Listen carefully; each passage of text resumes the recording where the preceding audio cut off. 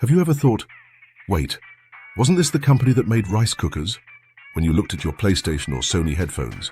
No? Yes, it did. Not just any rice cookers, but ones that didn't work. So why would one of the biggest tech companies in the world start with something as, well, hot as rice? Let's go back to Japan after the war.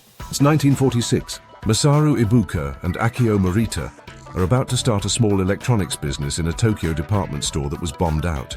Cities are rebuilt, but the economy is in shambles. In the end, that business would turn into Sony. But back then, there was only TTK, or Tokyo Tsushin Kogyo. It would be hard to sell high-tech gadgets in a country where most people don't even have reliable power. That was the to begin with. The second? Still, no one knew what electronics meant. TTK had to begin with something easy. Easy to use. In their homes, people really needed this. And what did every Japanese home need back then? Rice. Not just to eat, but to stay alive. That's when they had an idea.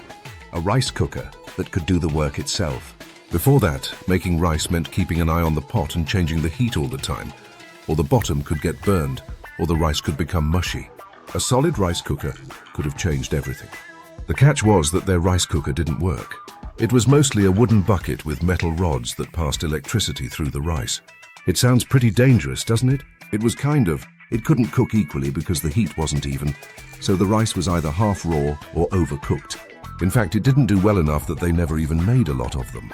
There were only a few dozen made, so why bring it up? For Sony, that broken rice cooker could be the most important mistake they've ever made. It taught Ibuka and Morita a very important lesson. The future wasn't about what people needed today.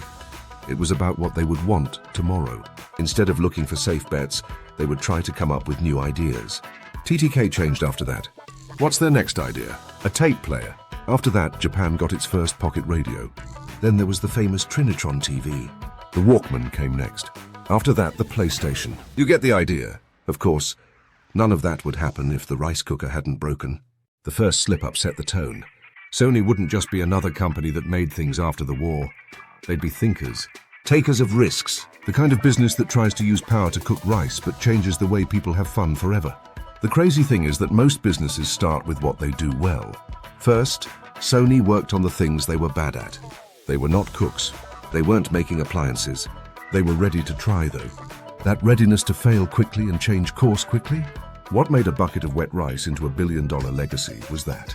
So the next time you turn on your PS4 or put in your headphones, remember that it all began with a wooden bucket, 2 electrodes, and a lot of burned rice. Thanks for watching, and see you next time.